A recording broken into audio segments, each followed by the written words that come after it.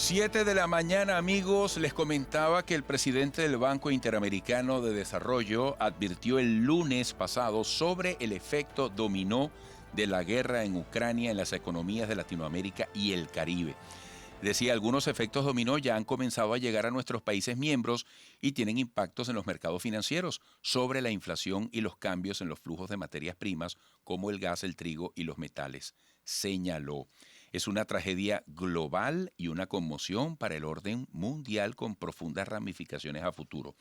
Nos vamos a Madrid, la capital española, donde se encuentra nuestro querido José Manuel Puente, PhD en Economía Política, magíster en Administración Pública y Políticas Públicas, profesor titular del IESA, profesor invitado de la Universidad de Oxford y de la Universidad Autónoma de Madrid. José Manuel, desde Caracas, buenos días, gracias por atendernos. Hola, muy buenos días para ustedes y ya buenas tardes para nosotros aquí en Madrid. Así es, ¿cómo podemos interpretar estas advertencias del Banco Interamericano de Desarrollo? ¿Cómo podríamos leer esos posibles escenarios de un efecto dominó en América Latina y el Caribe? Sí, ayer justo casualmente en IE, en Instituto de Empresa, que es donde estoy dando clases este trimestre, tuvimos un panel muy interesante con el vicepresidente del Banco Mundial, el economista jefe del Banco Bilbao Vizcaya de España, un grupo de profesores del IE de Madrid, y tuvimos una buena discusión y algo que está muy claro es que todas las instituciones internacionales están viendo a la baja el desempeño de las economías latinoamericanas como consecuencia del efecto de la guerra en Europa del Este. El conflicto bélico, Eduardo, está centrado en Ucrania y Rusia, pero las consecuencias van a ser globales.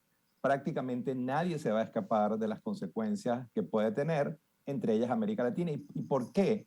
Una breve explicación de por qué esto puede ser un conflicto que por muchas razones no es un conflicto solamente local.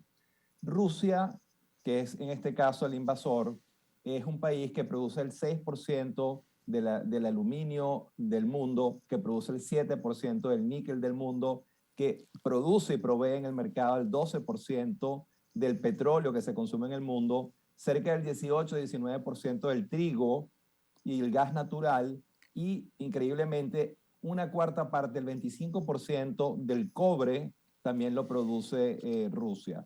Y por supuesto, para países como Venezuela, en el caso de maíz, trigo y fertilizantes, los fertilizantes han triplicado su precio en el último mes y medio, está teniendo impacto sobre muchas economías latinoamericanas. Entonces, todo esto va a generar impacto sobre crecimiento, sobre las cadenas de suministro, con las cuales se ensamblan, se producen bienes en todo el mundo y en América Latina, y es por eso que las instituciones internacionales están viendo a la baja las perspectivas económicas de América Latina.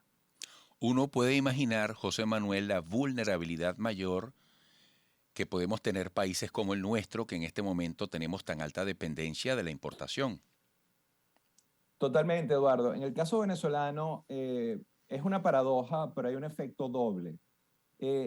La desgracia que viven los ucranianos, las muertes que están ocurriendo en ese país y del lado ruso, están teniendo impacto sobre el principal producto de exportación venezolano, que es el petróleo.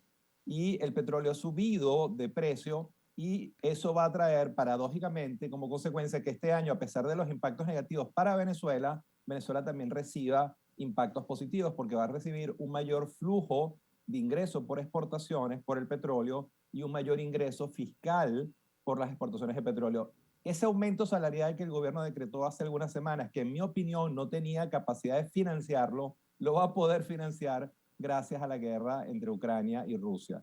Entonces vas a tener un mixto de impactos y algunas economías dependientes de commodities o de petróleo como Venezuela, puede ser que los impactos netos sean hasta positivos porque el petróleo está subiendo como la espuma. Pero sin embargo, a pesar de que el petróleo está subiendo y Venezuela se ve beneficiado por eso, también está pagando un alto costo por maíz, trigo y fertilizantes, entre otros productos. ¿Qué oportunidades se le pueden plantear a Latinoamérica y al Caribe dentro de este cuadro, incluyendo el caso de Venezuela? Pero tomemos en cuenta que este programa amigos, y José Manuel está llegando a América en este momento también. Sí, es muy duro la coyuntura, porque recordemos que antes de la guerra ya había una situación de pandemia y post-pandemia que había afectado muy fuertemente a las economías latinoamericanas. Ya América Latina en su conjunto tuvo un ciclo recesivo muy importante en el 2019 y parte del 2020. Entonces ahora esta guerra se suma ya a un ambiente enrarecido, a economías que estaban teniendo mal desempeño macroeconómico, y esta guerra los está impactando. Y en este momento, lo que particularmente ve Banco Mundial es que tal vez la única, está haciendo revisión de todas las proyecciones, y la única economía que podría tener un mejor desempeño al esperado hace año o un año y medio es Colombia. El resto de América Latina va a tener muy probablemente proyecciones a la baja de su crecimiento con mayor inflación, porque lo que sí es un hecho, que a pesar de que Venezuela se vea favorecido por el petróleo, Venezuela es de los pocos productores de América Latina productores de petróleo. La mayoría son consumidores. Entonces tienes un incremento neto en los precios de los commodities, en los precios del petróleo, en los precios de los alimentos, y eso va a impactar muy negativamente a toda América Latina, que está sufriendo ya un impacto muy negativo por el lado de la inflación. Entonces son tiempos difíciles. Esperemos que la guerra no sea tan larga como podría ser, porque mientras haya guerra en Europa del Este, América Latina y el mundo van a seguir pagando un costo. Amigos, para quienes nos siguen por radio, estamos escuchando a José Manuel Puente, PhD en Economía Política, magíster en Administración Pública y Políticas Públicas, profesor titular del IESA, profesor invitado de la Universidad de Oxford y de la Universidad Autónoma de Madrid. Estas crisis nos ponen a prueba, José Manuel. ¿Qué evaluación haría sobre los países que integran esta parte del mundo en sus capacidades para responder, incluso para aprovechar esta coyuntura en alguna medida cuando vienen tiempos de dificultades para todo el planeta? Bueno, paradójicamente, aún en las peores crisis, siempre hay algunas oportunidades, y sobre todo para América Latina, para aquellos países productores de commodities como petróleo, como trigo, como maíz, como el mismo aluminio. Venezuela es un productor de aluminio. Argentina es un productor de maíz y trigo y de fertilizantes. Entonces puede haber algunas economías en América Latina que pueden aprovechar esta coyuntura también, aunque como siempre digo yo, el problema central, Eduardo, son las vidas que están en juego en Ucrania y Rusia. Eso es realmente el verdadero drama que vive el planeta. Los impactos económicos, aún yo siendo economista, acepto que son de segundo nivel en términos de la vida de inocentes. Pero sí, son impactos negativos, y inclusive ayer estábamos discutiendo también que consecuencia de la pandemia y consecuencia de la guerra en el Medio Oriente y los impactos económicos que eso puede tener, los niveles de pobreza de América Latina van a mantenerse incrementándose. Estamos hablando de que más o menos un 24 o 25% de la población latinoamericana tiene que vivir con menos de $5 al día. Claro, Banco Mundial y Fondo Monetario hablan de $5 por día, lo cual para un venezolano es un montón, porque un venezolano, aún después del aumento salarial, en promedio, el salario mínimo es de 1.2, 1.3 dólares por día. Pero ellos consideran que cualquier persona en el continente que viva con menos de $5 al día está viviendo en pobreza. Entonces, consecuencia del desajuste macroeconómico de la guerra y lo previo, que era la pandemia, vamos a tener niveles de pobreza que se van a mantener iguales o van a crecer ligeramente con respecto a lo que era el 2019 y 2020. José Manuel, como lo has descrito varias veces en este análisis, se da el paralelismo del coronavirus con una situación de guerra. ¿Qué podríamos presagiar para el planeta y especialmente para nuestra región en Latinoamérica en lo sucesivo, tomando en cuenta que esta guerra apenas está empezando y no sabemos de qué manera y cómo va a terminar? Es una coincidencia muy lamentable esta de la pandemia y una guerra, ¿no? Es una coincidencia de muchas cosas negativas y tenemos que ser objetivos en su análisis. Había una pandemia que tuvo impactos devastadores sobre la región. Había el mal manejo macroeconómico de muchos países de América Latina, entre ellos de Venezuela, que ha tenido un muy mal manejo macroeconómico. Recordemos que Venezuela viene de 7 años consecutivos de recesión y de 4 años de hiperinflación. Y ahora se da este conflicto bélico que trastoca las cadenas de suministro, que genera impactos inflacionarios muy importantes sobre rubros centrales como fertilizantes para la producción agrícola. Y entonces es una cadena sucesiva que genera efectos dominó e impactos negativos sobre el continente.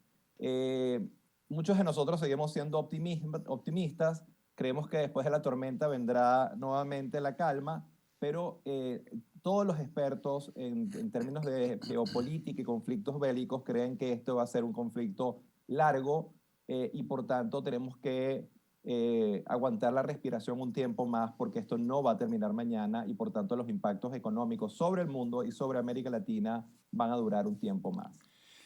José Manuel Puente, el presidente del Banco Interamericano de Desarrollo, dice también que es el momento de reinventarse. Tú sabes que en la vida a veces el destino nos da golpe de timón, no es precisamente sobre la base de nuestra voluntad, nos cambia el panorama y a veces terminamos en escenarios mejores que los que teníamos sin que eso haya ocurrido por nuestra voluntad. Yo quiero que al regreso hablemos un poco de las posibles reinvenciones y que entremos en el caso Venezuela, porque fíjate, en el caso de Venezuela no solo es la pandemia, no solo es la guerra, es también el bloqueo. Y habría que preguntarse hoy si realmente el bloqueo ha desfavorecido del todo a Nicolás Maduro en su gestión. Habría que hacerse esa pregunta. Como también hay que hacerse la pregunta, y tú lo has planteado, hasta qué punto la situación de guerra puede favorecer las condiciones para redefiniciones estratégicas en nuestro país. Quisiera que al regreso, contigo desde España, abordáramos estos temas. Qué bueno tenerte aquí, José Manuel. Amigos, ustedes también no se aparten de la radio, de la televisión, ni de la conexión de Internet en cualquier parte del mundo. Volveremos. 7:16 minutos, volvemos a Madrid con el economista José Manuel Puente. Bueno, en atención a lo que comentaba también el presidente del BID, ¿qué reinvenciones podrían darse en el plano positivo, incluso dentro de América Latina, ante la influencia de las consecuencias de la situación bélica en Ucrania? Eduardo, tú tocas un punto que es muy importante en economía y en la vida. La gente durante las crisis existenciales y de país se ve forzado a cambiar, se ve forzado a hacer cosas que en otro contexto no hubiera hecho. Y este contexto de crisis es un contexto en que conversábamos ayer precisamente también, era un buen momento para llevar a cabo las reformas de productividad que América Latina no ha llevado en todos estos años. América Latina en su conjunto, unas más, otras menos, es un continente que ha estado creciendo a una tasa relativamente baja, muy por debajo del resto del mundo. Y una de las razones es porque no ha podido, no ha querido llevar a cabo las reformas en productividad que tenía que llevar a cabo. Entonces, esta crisis coyuntural, consecuencia de la guerra, puede ser el espacio, el momento idóneo para dar un paso adelante e iniciar las reformas de productividad. Y dentro del continente hay 4 o 5 economías que ciertamente son las que están más rezagadas en términos de tasas de crecimiento. Y por supuesto Venezuela es una de ellas, Argentina es la otra, Nicaragua, Perú y Chile. Perú y Chile muy impactados por el tema político. Perú por Castillo, un presidente que es muy inestable su gobierno, no sabemos cuánto tiempo va a durar. En el caso de Chile, por el miedo que genera las políticas públicas, las políticas económicas que puede adoptar el nuevo gobierno. Yo no estoy diciendo que lo va a hacer, de hecho yo no soy tan pesimista como muchos analistas, pero lo que sí no cabe duda es que hace 3, 4 años no había ninguna duda sobre el desempeño macroeconómico de Chile y hoy sí lo hay por el cambio de gobierno y las propuestas radicales que pudieran estar llevando a cabo. Entonces el ambiente está enrarecido, pero también hay oportunidades y yo espero que sea el momento para que el continente lleve a cabo las reformas de productividad y se ponga a la par de otros bloques de países como en el Asia o que han llevado a cabo reformas importantes y hoy en día tienen tasas de crecimiento promedios muy por encima de América Latina. Y sobre todo ataquemos el punto central de América Latina, que es pobreza e inequidad. Cuando uno piensa, y con esto cierro la idea de Eduardo, cuando uno piensa en pobreza, piensa en el África y piensa en América Latina, pero cuando uno piensa en inequidad, el continente más injusto en la distribución de su riqueza es América Latina. No cabe duda que hay problemas estructurales que tenemos que tratar, que atacar para generar equidad social, que es un cáncer muy peligroso para una sociedad, porque detrás de la inequidad tienes la confrontación social, la inestabilidad política y social de una sociedad que es muy nociva para el crecimiento económico. José Manuel, este escenario para Nicolás Maduro, para Venezuela, al final, ¿hacia dónde nos podría llevar si se hacen bien las cosas? Y allí inserto la pregunta que dejaba en la parte anterior. Al día de hoy, ¿qué efecto ha tenido el bloqueo? ¿Ha sido totalmente negativo para la estrategia de Nicolás Maduro de mantenerse o consolidarse en el poder? Esa es una buena pregunta, Eduardo, y yo la voy a tratar de responder de la manera más técnica sin meterme en esas aguas turbulentas que son la política. Pero sí tengo que decir con ecuanimidad científica lo que yo veo. El primer año de recesión, de contracción de Venezuela fue el año 2014, que se mantuvo durante 7 años. Desde el 2014 a 2020, Venezuela vivió en recesión, 7 años consecutivos de contracción, perdió 75% del PIB, pero en el 2014 no había ninguna sanción económica, los precios del petróleo estaban cercanos a los $100 el barril, no había ninguna variable externa, exógena, que participara en el mal comportamiento macroeconómico de Venezuela. Y sin embargo, Venezuela tuvo un muy mal comportamiento macroeconómico. De hecho, después en el 2017 se inicia el proceso de hiperinflación. Recordemos que Venezuela ha sido la segunda hiperinflación en el mundo en el siglo XXI y la única en América Latina en el siglo XXI. Y la hiperinflación es, sin lugar a dudas, consecuencia de un mal manejo macroeconómico y particularmente de tu política fiscal, monetaria y cambiaria, que ha generado la única hiperinflación en América Latina desde 1989. La última hiperinflación que vivió América Latina fue Perú de Alan García I en el 89-90. América Latina se olvidó de esos fenómenos, hoy en día tiene promedios de inflación de 5, 6, 7%, y Venezuela, aunque ya salió de la hiperinflación, estamos hablando de que está todavía sobre los 240, 250%, una inflación muy fuera del promedio latinoamericano. Pero después está tu ángulo, que es muy interesante en términos de cómo ayuda o no eso un gobierno. Muchas veces las sanciones pueden ser una buena cortina de humo que ayuda a los gobiernos a decir, esto no es culpa mía, esto es culpa de una variable exógena, las sanciones. Cuba tiene 60 años viviendo bajo esa cortina.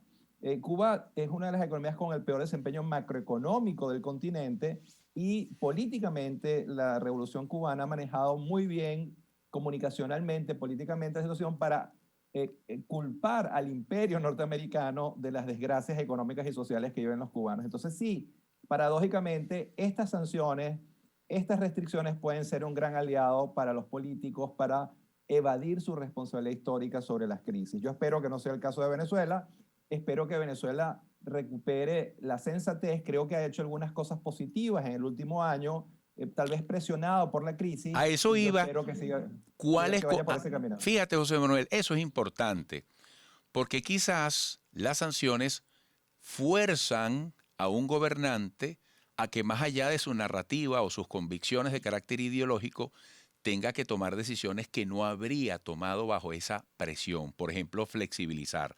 Ahora, ¿qué decisiones positivas dices tú ha tomado el gobierno de Nicolás Maduro recientemente, por ejemplo? ¿Cuáles anotas en azul?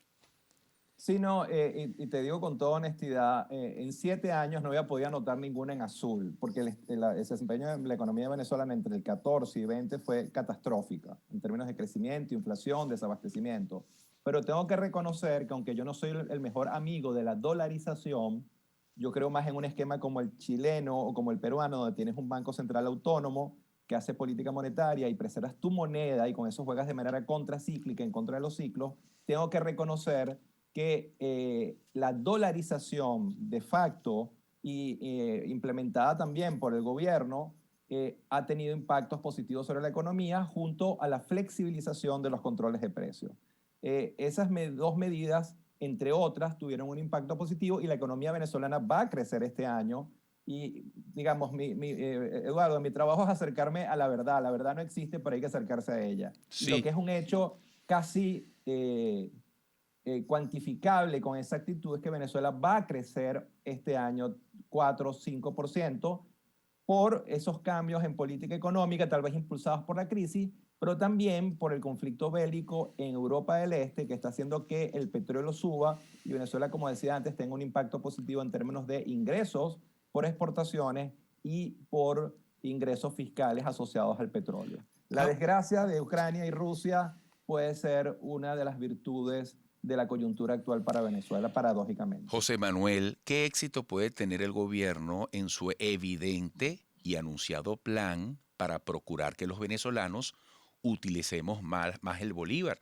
De las más recientes decisiones, el impuesto a las grandes transacciones financieras, que la gente dice, bueno, de repente pagar un cachito con un jugo en una panadería con dólares es una gran transacción financiera. Pero tal como está la dinámica de la convivencia del bolívar y el dólar en la economía venezolana de hoy, ¿hasta qué punto puede rendir frutos una estrategia que intente llevarnos a nuestra moneda nacional en la usabilidad cotidiana? Eduardo, ese punto yo lo quería tocar y qué bueno que tú lo mencionas. El nuevo impuesto a las transacciones financieras, en mi opinión, ha sido muy mal implementado, muy mal comunicado y está teniendo impactos muy negativos sobre la economía venezolana y está generando gran incertidumbre. Recordemos que Venezuela acaba de salir del proceso de hiperinflación y de recesión, y justo después de eso tú introduces un impuesto que genera mucho ruido en una economía que está apenas recuperando, dando los primeros pasos de recuperación. Y yo creo que eso no es positivo. El gobierno tenía que haber esperado un tiempo más a que la economía recuperara crecimiento, recuperara estabilidad de precios. Cuando hablo de estabilidad de precios es que la inflación venezolana converge con la del resto de América Latina en 4, 5, 6%. Todavía estamos por los 200, 250%, y este impuesto le genera mucho ruido a el nivel de precios de la economía y a la economía. Entonces creo que el timing y la manera en la que se está haciendo no es la correcta. Y eso, en mi opinión, para nada va a incentivar a los agentes económicos a desprenderse de sus dólares y volver a tener bolívares. El problema de fondo, Eduardo, aquí es de confianza. Y los venezolanos perdimos la confianza en nuestro cono monetario, consecuencia de las inflaciones, hiperinflaciones y sistemáticas devaluaciones del cono monetario. Entonces, recuperar la confianza en la moneda nacional y que la gente vuelva a usar el bolívar requiere algo más que un impuesto a las transacciones financieras. Y termino la idea con una reflexión que creo que es muy importante porque hay mucha confusión. El impuesto tiene un título pomposo, porque es un impuesto a las grandes transacciones. Eduardo, no existe impuesto en el mundo. No importa que se los compres se las hagas pagar a las multinacionales, a las grandes empresas, que no sea trasladado finalmente al consumidor final. Si tú pechas a una gran empresa multinacional con un impuesto, esa empresa indudablemente va a trasladar a los productos que consumen los ciudadanos de a pie ese impuesto. No existe impuesto en el mundo que finalmente no pague el ciudadano clase alta, clase media y clase baja. Entonces es una tontería desde el punto de vista analítico pensar que esto es un impuesto solo para los ricos. Los impuestos siempre se trasladan a todos los venezolanos, no importa cuál sea su nivel socioeconómico o capacidad de pago. Bueno, José Manuel, agradecidos como siempre por este contacto hoy desde Madrid. Mucho éxito como siempre en tu esfuerzo pedagógico, profesional. Te esperamos por acá para seguir haciendo una observación cercana a nuestros distintos episodios. Un gran abrazo. Eduardo, gracias. Un gusto como siempre conversar contigo y regreso ahorita en mayo, siempre con mucha alegría de regresar a mi país. Qué bueno, ¿verdad? Cuando se acerca el avión por ahí, por Catialamar, por la orilla. Un gran abrazo. Un gran abrazo. Un gran abrazo. José Manuel Puente, PhD en Economía Política, magíster en Administración Pública y Políticas Públicas, profesor titular del IESA, profesor invitado de la Universidad de Oxford y de la Universidad Autónoma de Madrid. Un venezolano para sentirnos orgullosos. Volveremos.